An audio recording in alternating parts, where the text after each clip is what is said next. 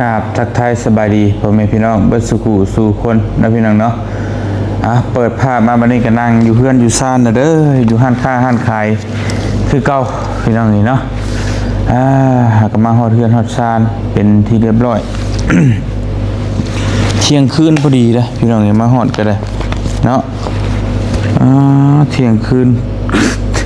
แต่ว่าได้นะตอนนี้นะตีหนึ่ง20 นาทีบ่ายโมง20 นาทีหากินยากันถุงยาพี่น้องเนาะยาหมอเพิ่นว่างให้แหละต้องกินยาทั้งนี้ยังไปน้ำกันสมปุ้ยคนเป็นโรคลายกันนี่แหละพี่น้องโอ้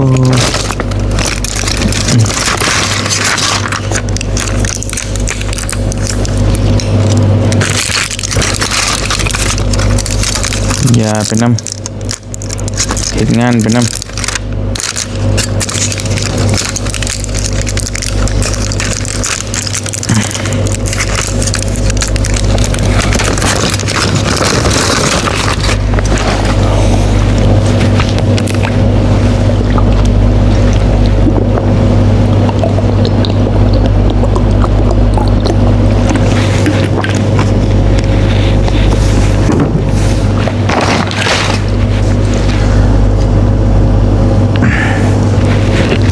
กินลายกระบุรีดอกยากันเลยพี่น้องเลยเดี๋ยวไตพังมาพลังเสื่อมแต่ว่าเฮากับผมมีทางเลือกเนาะถ้าบ่กินก็จักสิเฮ็ดจังไดเพราะว่าเป็นติดเชื้อในกระเพาะลำไส้พี่น้องเฮาต้องกินยาฆ่าเชื้อบ่กินก็บ่ได้จังว่ากันไปบ่ฮอดมึงมันก็สิบ่ตายแล้วพี่น้องจะได้ฮอดมึงมันตายมันก็ต้องตายจะได้มันก็ต้องตายคือเก่าหั่นแหละบ่เป็นหยังเนาะมื้อนี้ก็บ่เตียงมาฮอดเฮือนฮอดซานเป็นที่เรียบร้อยพี่น้องก็ไปลาวใต้จักมื้อบ่น่ะ9 มื้อ9 10 11 12 13มื้อรวมทั้งไป10 โปนเนาะก็ถือว่าโดนเติบ10 ปลายมือเอาบัดใดก็ได้พี่น้องเนาะคือว่าไวเติบซึ่งคนเอาไปว่าไวคนอยู่ซื่อๆก็ว่าโดนอยู่10 กว่ามือพี่น้องเอ้ยถึงรอบเขาต้องมาแล้วเนาะมาหาลูกหาเต้าหาลูกหาเมียพี่น้องเอ้ยเพราะว่ามีบุญในบ้านเฮาบุญงานกาชาดมีงานแหละฝั่งไทยเอิ้นงานบ้านเฮาเอิ้นบุญมีงานกาชาดก็สิพาลูกพาเต้าไปเที่ยวหั่นแหละไปเลาะไปลิ้นนั่นแหละพี่น้องนี่เนาะแล้วก็วางงานไว้ให้ทางทีมงานลาวใต้คือสืบต่อเรื่องซื้อที่ให้น้องน้ำฝนบ่เตียงก็มอบเงินไว้ทางบ่อนง5 ล้านเงินผู้ใหญ่ใจบุญเพิ่นซอยมาพี่น้องนี่เนาะที่ดินหันทางไม่เท่าเพิ่นจะขายให้10 ล้านแต่ตอนนี้เขามีอยู่5 ล้านก็ยังขาดอีกอยู่5 ล้านเป็นยังไงเนาะแต่ก็ประมาณ10 กว่าเมตรนี่แหละความยาวแต่ว่าคล้ายๆว่าเป็นพี่น้องเพิ่นเองนะพี่น้องเองก็ต่างขายต่างให้อย่างประมาณเพิ่นก็ได้10 ล้านนี่ก็ประมาณ15,000-16,000 บาทประมาณนี้แหละเป็นอย่างนี้เนาะเป็นว่าเรื่องความกว้างความห้อมก็แม่นว่าถ้าปลูกเขื่อนบ่ได้ก็ขยับออกก็ได้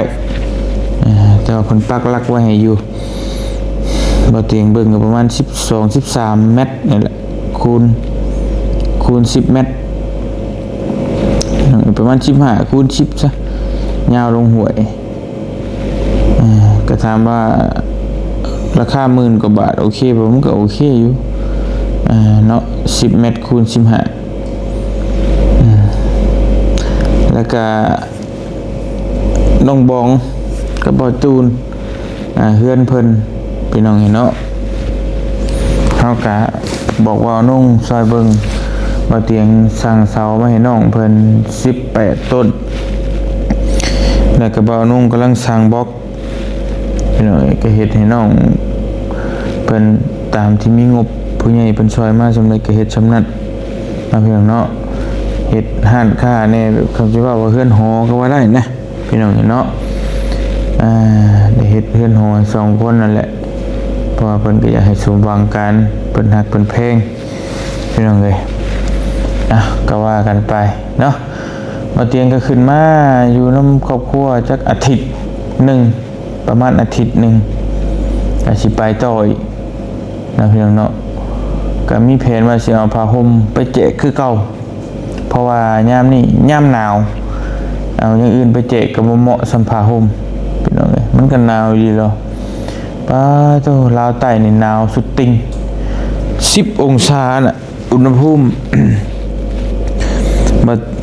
บ่เตียงแคปหน้าจอไว้นะพี่น้องเนาะ10องศาบ่เตียงบ่อยากสิเชื่ออยู่ได้จังได๋นะ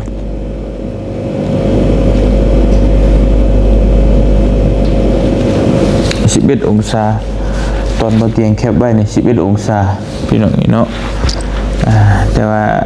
มันมี19องศาก็มีน่ะตอนดึกๆมาตอนเที่ยงคืนตีหนึ่งโอ้ตุ่มผ้าเนี่ยเอาบ่อยู่น่ะพี่น้องเนาะปกติบ่เตียงเป็นคนขี้ร้อนหนาวๆซ้ำใดซ้ำหนึ่งนี่โอ้สบายบ่ต้องตุ่มผ้าก็ได้แต่นี่โอ้ตุ่มผ้าก็เย็นจ่อยจ้อย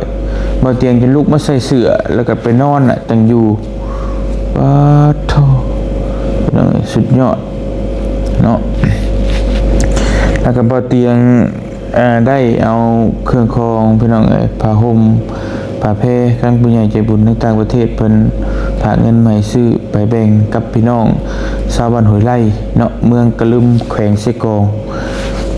พี่น้องบ่เตียงไปโอ้เส้นทางยากสำคัญกับบ้านตะลุยนะพี่น้องเนาะก็ถือว่ายากพอสมควรแต่เฮาก็ไปถึงพอบ้านบอกว่ามีรถคันเดียวที่ไปฮอดหมู่บ้านเพิ่นส่วนที่เหลือนะมีแต่รถมอเตอร์ไซค์หรือรถจักรไปฮอดรถใหญ่นี่มันไปบ่ฮอดพี่น้องเอ้ยเนาะเฮาก็บุกบืนรถก็เพ่แหละต้องได้สอบก็เฮ็ดอะไรเพราะว่าใจเฮามักเด้เนาะใจเฮามักเฮาก็ต้องบ่ฮู้คำว่าเสียดายล่ะบางคนว่าบ่เสียดายรถบ่เตียงพี่น้องเอ้ยเนาะจักสิว่าแนวใดในเมื่อเฮาตัดสินใจเดินเส้นทางด้านนี้แล้วเราก็ต้องไปสุดบ่เตียงบ่มักเฮ็ดยอกๆแยกๆไปหาแจกตามในเมืองตามบ้านใหญ่ๆมันก็ได้อยู่ทางสบายแต่ว่ามันก็คนทุกข์คนยากมันก็ทุกข์บ่จริงนะอยากได้ซื่อๆแหละมันก็คนทุกข์คนยากก็บ่ปานใดเนาะบ่คืออัน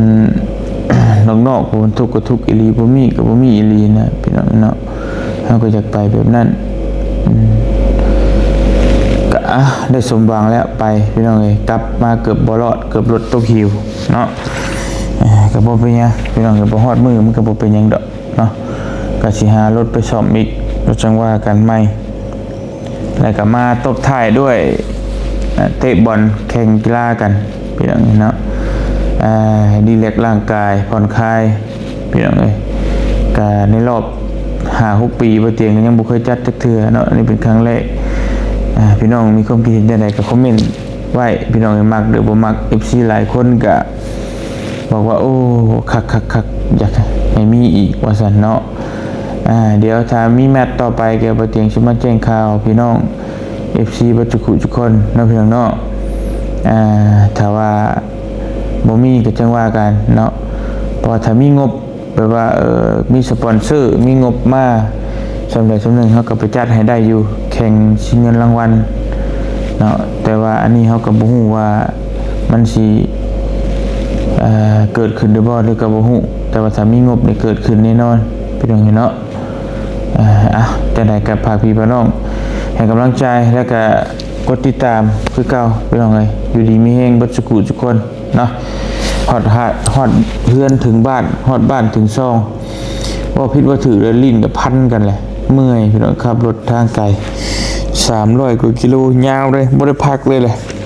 พี่น้องเนาะทางก็อยากเป็นคุมเป็นบ่อนี่ป่ะบ่เตียงขอตัวไปรับไปนอนไปพักไปพรก่อนพี่น้องเอ้ยเนาะฮอดเฮือนถึงบ้านเรียบร้อยแล้วจากนั้นก็ขอขอบคุณขอบมุกขอบใจ FC บัสกูทุกคนที่ฮักเพลงและก็ติดตามให้กำลังใจโดยตลอดมาขอมุกขอบใจหลายๆเด้อเนาะขอบคุณหลายๆขอให้อยู่ดีมีแฮงบัสกูทุกคนให้ร่ำให้รวยให้โชคให้มานเดินทางไปทางใดก็ตลอดปลอดภัยเด้อสาธุแล้วก็ขอมุกขอบใจทางทีมงานลาวใต้ที่ต้อนรับเป็นอย่างดีเนาะอยู่ดีมีแฮงบัสกูทุกคนโอกาสหน้าพาใหม่เจอกันใหม่พี่น้องเอ้ยสบายดีเด้อพี่น้องเด้อเนาะ